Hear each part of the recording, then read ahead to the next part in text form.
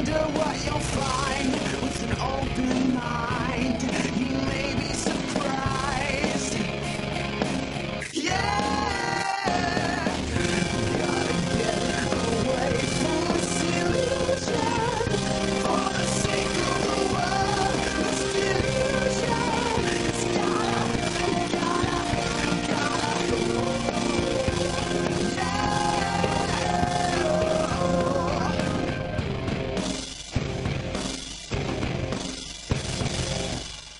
There's always that extra dun. Hello, everybody. Welcome to the Atheist Experience. We are live and later than usual. So if you're shocked and awed, we specifically moved this show so it happened right after you got out of church.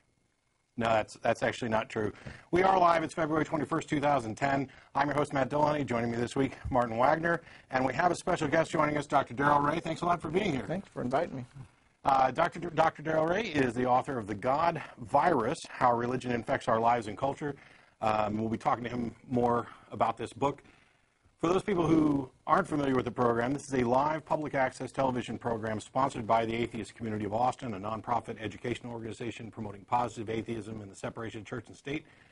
The ACA has weekly meetings every Sunday at Romeo's on Barton Springs Road, beginning around 11:30 or so, except for the first Sunday of each month when we host our lecture series at the Austin History Center, located at the corner of 9th and Guadalupe. For more information about the Atheist Community of Austin, you can visit the website www.atheist-community.org, and there you'll find our calendar of events, frequently asked questions page, and contact information. For those people who don't actually get through on the telephone today, you can email tv@atheist-community.org, and that goes to myself, the co-host, some of the people behind the scenes. I'm going to try and keep the announcements as short as possible today so we can spend a good time with Darrell today. In addition to this program, the ACA also sponsors a biweekly internet audio podcast called The Nonprofits. That's PROPHETS. And you can go to nonprofitsradio.com for more information about that. We'll be live again this coming Saturday. And normally we go to dinner after the show's over at Threadgill's, but because we're starting late, we actually went to dinner before the show, although we didn't really get drunk. We thought about it. But we decided not to. You wouldn't be able to tell. Yeah, you wouldn't notice a bit, I'm sure. So thanks to everybody who decided. Originally, the show is on normally every Sunday from 4:30 to 6 p.m. On public access television, cable channel 16 here in Austin, and we stream it live over the internet.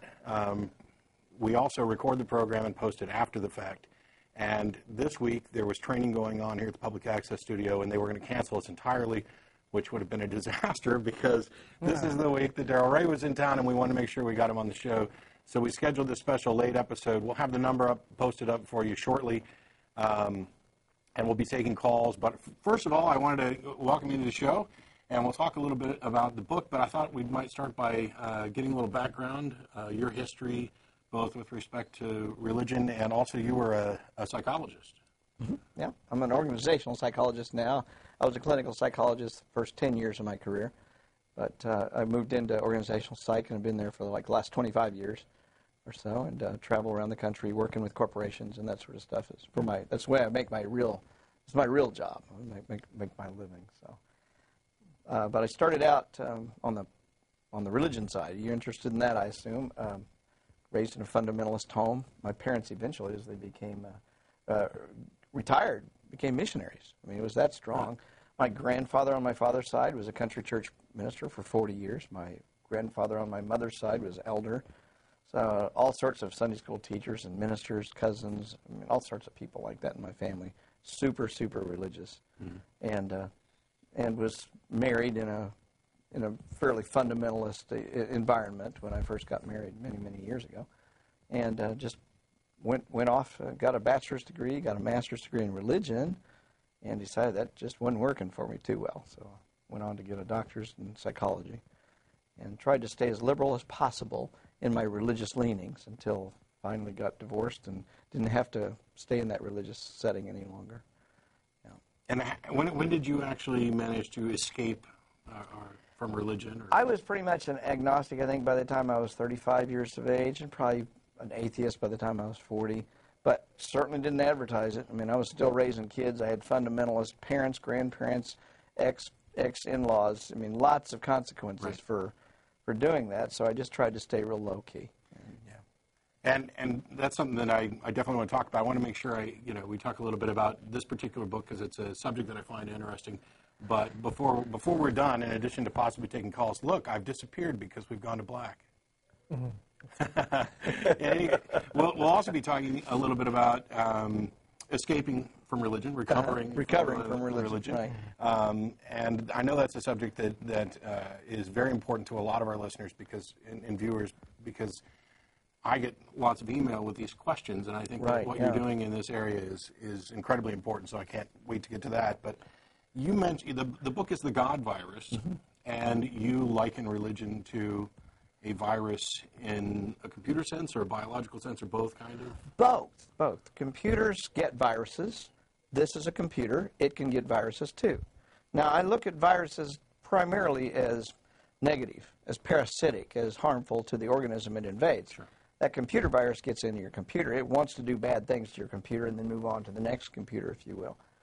Well, there's other kinds of ideas that seem to act and look like computer viruses. And if you think about it, the Catholic Church has got a whole set of instructions.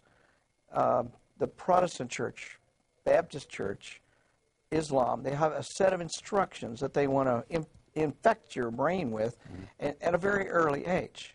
In fact, if they don't get you early in your lifetime, they're probably not going to get you at all. So almost all religions put a huge emphasis on infecting people as soon as they're born and keeping them infected for a lifetime, if you will. So that's kind of the gist of. There's a lot more to the book, obviously, but that's kind of the gist of it. How do people get infected with this, and why do they stay infected for a lifetime? Even educated people, why do they get infected and stay infected? What's the answer? In 30 words or less. You'll have to make sure that you work your way through the book. Now, also you talked about, and I missed out on today's lecture because of transportation issues, but you were here with CFI at the Austin History Center and talked about some of this. You mentioned before how religions make use of guilt. Yes, right. And human needs and desires in order to propagate. I wonder if you might talk a little about that. When you're a young child, you get told don't put your hand in the cookie jar. So you put your hand in the cookie jar, despite your mom's warning, and you get your hand slapped.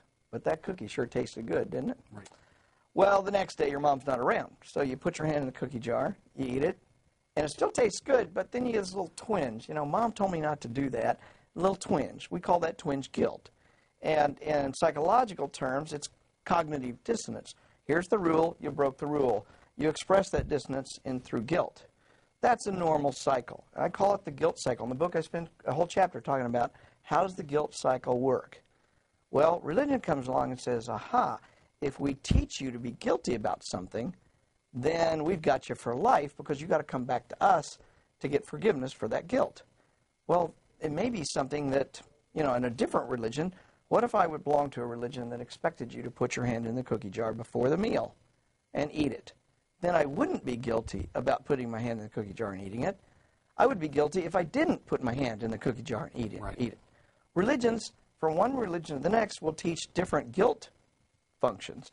But no matter what, the guilt always comes back to that particular God virus's teaching.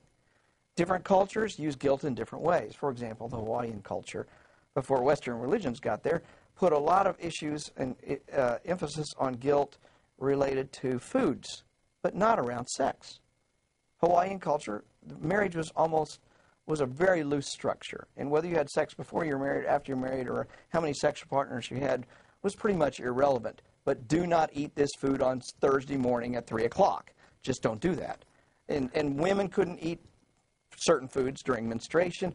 Children could never eat certain foods. Adult men could only eat certain foods. Lots of taboos and rules around foods, but nothing around sex, or very little around sex, until the American missionaries got there. What'd they do? They said, you guys better put your clothes on or God's going to kill you. And lo and behold, they didn't put their clothes on, and 3 weeks later, people started dying of smallpox. So that makes that God look pretty powerful, right? So people started getting dressed, putting clothes on, because these missionaries their God's going to kill you if you don't do it. And so this starts breeding guilt into them. First thing any religion does any major religion, whether it's Islam, Christianity, Mormonism, almost any of the major religions, first thing it does is create guilt around, especially around sex and sexuality. That's a huge thing for all these religions because we're going to do it. Oh, yeah. And religion knows you're going to do it, so let's make you feel guilty about it.